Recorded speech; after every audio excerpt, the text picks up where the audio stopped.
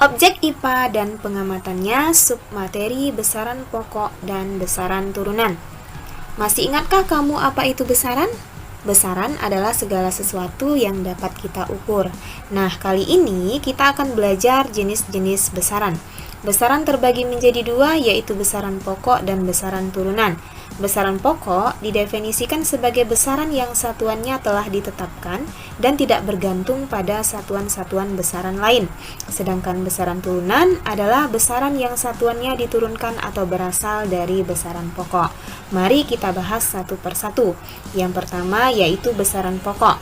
Dalam sistem internasional, terdapat 7 besaran pokok. Di antaranya yang pertama adalah besaran panjang yang memiliki satuan meter dengan alat ukur penggaris jangka sorong mikrometer sekrup.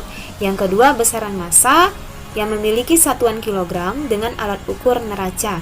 Yang ketiga besaran waktu yang memiliki satuan sekon dengan alat ukur stopwatch dan arloji. Yang keempat besaran kuat arus listrik dengan satuan ampere yang memiliki alat ukur ampermeter. Yang kelima besaran suhu dengan satuan Kelvin dan alat ukur termometer. Yang keenam jumlah zat dengan satuan mol.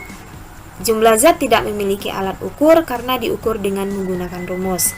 Dan yang ketujuh adalah besaran intensitas cahaya dengan satuan kandela dan alat ukur candlemeter. Nah, ketujuh besaran pokok ini wajib kamu ketahui karena dari 7 besaran pokok inilah nantinya akan menghasilkan besaran-besaran turunan. Yang kedua yaitu besaran turunan. Sesuai dengan namanya besaran turunan, merupakan turunan dari besaran pokok. Beberapa contoh besaran turunan yang pertama yaitu luas. Luas dilambangkan dengan huruf L besar, di mana rumus luas sama dengan panjang dikali lebar. Sehingga satuan luas sama dengan satuan panjang dikali dengan satuan lebar. Nah, satuan lebar itu kan sama dengan panjang yaitu meter, maka satuan luas juga dapat dikatakan sebagai satuan panjang dikali dengan satuan panjang, yaitu meter dikali meter, maka didapatlah satuan luas sama dengan meter persegi. Nah, dari satuan luas dapat kita tentukan bahwa luas merupakan besaran turunan yang berasal dari besaran pokok panjang. Yang kedua yaitu volume. Volume dilambangkan dengan huruf V besar, di mana rumusnya adalah V sama dengan panjang dikali lebar dikali tinggi. Sehingga satuan volume sama dengan satuan panjang dikali satuan lebar dikali satuan tinggi. Karena satuan lebar dan satuan tinggi sama satuannya dengan panjang yaitu meter, maka dapat kita katakan bahwa satuan volume sama dengan satuan panjang dikali satuan panjang dikali satuan panjang, yaitu meter dikali meter dikali meter, sehingga satuan volume sama dengan meter kubik ya, atau meter pangkat 3. Dari satuannya dapat kita tentukan bahwa volume merupakan besaran turunan yang berasal dari besaran pokok panjang. Yang ketiga yaitu kecepatan. Kecepatan dilambangkan dengan huruf V kecil dengan rumus V sama dengan S per T, di mana S itu merupakan jarak dan T itu merupakan waktu, sehingga satuan kecepatan sama dengan satuan jarak per satuan waktu. Karena jarak itu juga merupakan satuan panjang, maka satuan kecepatan sama dengan satuan panjang per satuan waktu, yaitu meter per sekon. Nah, dari satuan kecepatan dapat kita tentukan bahwa kecepatan merupakan besaran yang diturunkan dari besaran pokok panjang dan waktu. Yang keempat adalah berat. Berat dilambangkan dengan huruf W kecil, di mana rumusnya adalah W sama dengan massa dikali dengan gravitasi bumi, sehingga satuan berat sama dengan satuan massa dikali dengan satuan gravitasi bumi, di mana satuan massa adalah kilogram dan satuan gravitasi bumi adalah meter per sekon kuadrat, maka didapatlah satuan berat sama dengan kilogram meter per sekon kuadrat. Dari satuan berat dapat kita tentukan bahwa berat merupakan besaran turunan yang berasal dari besaran pokok massa yaitu kilogram, panjang yaitu meter, dan waktu yaitu sekon. Yang kelima adalah gaya. Gaya dilambangkan dengan huruf F besar, di mana rumusnya adalah F sama dengan M yaitu massa dikali dengan A yaitu percepatan, sehingga satuan gaya sama dengan satuan massa dikali satuan percepatan. Karena satuan massa adalah kilogram dan satuan percepatan adalah meter per sekon kuadrat, maka didapatlah satuan gaya sama dengan kilogram meter per sekon kuadrat. Sama halnya dengan berat, dapat kita tentukan dari satuannya, gaya juga merupakan besaran turunan yang diturunkan dari besaran pokok massa yaitu kilogram, panjang yaitu meter, dan waktu yaitu sekon. Selanjutnya kita masuk ke pengukuran besaran pokok. Yang kita bahas hanya pengukuran panjang, massa, dan waktu. Yang pertama yaitu pengukuran panjang. Panjang bisa diukur menggunakan penggaris atau mistar, jangka sorong, dan mikrometer sekrup. Yang pertama yaitu pengukuran panjang dengan penggaris atau mistar. Mistar memiliki ketelitian 0,5 mm. Ketelitian adalah nilai skala terkecil yang masih dapat diukur oleh alat ukur tersebut. Jadi, mistar dapat mengukur panjang dengan ukuran paling kecil yaitu 0,5 mm. Tentunya kamu sudah paham cara mengukur panjang dengan menggunakan mistar, bukan? Untuk memperoleh data yang benar, setiap pengukuran panjang haruslah dimulai dari angka 0. Yang kedua, pengukuran panjang dengan jangka sorong. Jangka sorong digunakan untuk mengukur panjang, lebar, diameter, kedalaman, dan ketebalan benda. Biasanya digunakan untuk mengukur diameter pipa. Ketelitian jangka sorong yaitu 0,1 mm atau sama dengan 0,01 cm, yang artinya jangka sorong memiliki ketelitian yang lebih akurat daripada mistar atau penggaris. Berikut adalah gambar dari jangka sorong. Jangka sorong memiliki dua skala. Skala yang pertama yaitu skala yang berada di atas ini disebut dengan skala utama. Dan skala yang kedua yaitu skala yang berada di bawah ini yang disebut dengan skala Nonius, ya. Skala-skala inilah yang kita gunakan untuk pengukuran pada jangka sorong. Berikut simak cara membaca hasil pengukuran jangka sorong. Misalkan hasil pengukuran jangka sorong seperti pada gambar. Nah, untuk menentukan hasil pengukurannya terlebih dahulu kita tentukan skala utamanya, ya. Skala utama adalah skala yang berada di atas ini, ya, yang dekat dengan angka 0 pada skala Nonius, sehingga skala utama yaitu berada di sini, ya.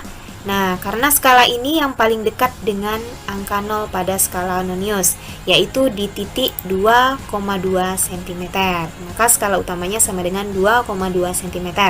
Yang kedua, kita tentukan skala Noniusnya. Skala Nonius adalah skala yang di bawah, yang tepat berhimpitan dengan skala utama, yaitu di sini. Nah, dapat kamu perhatikan bahwa skala Nonius ini tepat berada garis lurus, ya, berada pada satu garis lurus dengan skala utama atau tepat berhimpitan dengan skala utama, yaitu pada titik ini 0, 1, 2, 3, berarti pada titik ketiga, ya. Skala Nonius ini kita kalikan dengan ketelitian dari jangka sorong yaitu 0,01 cm, sehingga didapatlah skala Noniusnya 3 tadi dikalikan dengan 0,01 cm yaitu ketelitian jangka sorong, didapatlah skala Noniusnya sama dengan 0,03 cm. Untuk menentukan hasil pengukuran, kita tinggal menambahkan skala utama dengan skala Noniusnya. Skala utamanya 2,2 cm ditambahkan dengan skala Nonius 0,03 cm, maka didapatlah hasil perhitungan 2,23 cm. Yang kedua yaitu pengukuran panjang dengan mikrometer sekrup. Mikrometer sekrup digunakan untuk mengukur diameter atau ketebalan suatu benda.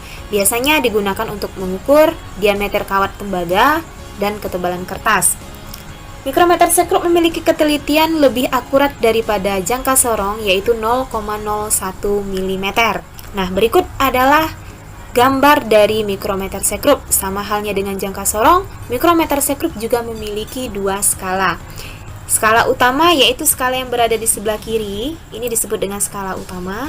Sedangkan yang di sebelah kanan, ini merupakan skala Noniusnya. Simak cara membaca hasil pengukuran mikrometer sekrup. Kita anggap gambar ini merupakan hasil pengukuran dari mikrometer sekrup, ya. Sama halnya dengan jangka sorong, hal yang utama yang pertama kali kita lakukan adalah menentukan skala utamanya. Skala utama pada mikrometer sekrup adalah skala yang berdekatan dengan skala Nonius, yaitu letaknya di sini, ya. Karena ini merupakan skala utamanya, jadi skala Nonius kan yang ini, maka yang paling dekat itu adalah di titik ini, ya, yang artinya itu berada di titik 4,5 mm. Yang kedua kita tentukan skala Noniusnya. Skala Nonius adalah skala yang tepat berhimpitan dengan skala utama, ya. Ini adalah skala Noniusnya, berarti berada di titik ini. Nah, ini, ya, tepat berada pada garis lurus atau tepat berhimpit dengan skala utama, maka ini dikatakan dengan skala Nonius, yaitu pada titik 46, ya. Karena garis ini 45, maka ini adalah 46. Nah, skala nonius ini kita kalikan dengan ketelitian mikrometer sekrup yaitu 0,01 mm, maka didapatlah skala noniusnya 46 dikali 0,01 mm yaitu 0,46 mm. Untuk hasil perhitungan mikrometer sekrup sama dengan jangka sorong, yaitu penjumlahan dari skala utama dan skala nonius, sehingga didapatlah perhitungannya skala utama 4,5 mm ditambah dengan skala nonius 0,46 mm, didapatkan hasil perhitungannya 4,96 mm. Yang kedua yaitu pengukuran massa. Massa biasanya diukur dengan neraca. Neraca itu banyak jenisnya, diantaranya ada neraca pasar, neraca 3 lengan, neraca 4 lengan, dan neraca sama lengan. Nah, berikut adalah contoh cara mengukur dengan neraca 3 lengan, ya. Caranya, kita melihat masing-masing lengan dari neraca. Lengan yang pertama itu menunjukkan angka 200, lengan yang kedua menunjukkan angka 20, dan lengan yang ketiga menunjukkan angka 1, sehingga massa benda yang diukur kita tinggal tambahkan ketiga lengan, 200 ditambah 20 ditambah 1 didapatlah 221 gram. Sedangkan untuk neraca 4 lengan sama halnya, kita tinggal nambahkan keempat lengan neraca, yaitu ini ditunjukkan angka 100, 50, 2, dan 0,6. Kita tambahkan 150 ditambah 2 ditambah 0,6, didapatlah massa benda yang diukur 152,6 gram. Yang ketiga, pengukuran waktu. Waktu biasanya diukur dengan arloji dan stopwatch.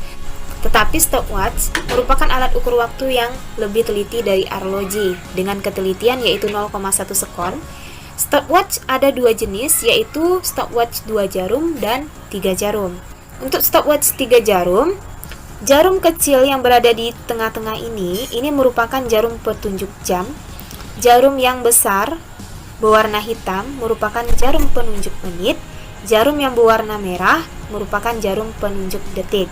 Sedangkan stopwatch dengan 2 jarum, jarum kecil yang di tengah itu menunjukkan menit, sedangkan jarum yang besar di luar itu menunjukkan detik. Berikut cara membaca stopwatch 2 jarum, ya. Dapat kita lihat bahwa jarum kecil itu menunjukkan menit tepat di angka 5, berarti menunjukkan dia terukur 5 menit. Sedangkan jarum panjang di luar itu tepat berada pada angka 15 yang menunjukkan 15 detik, sehingga hasil pengukurannya adalah 5 menit 15 detik.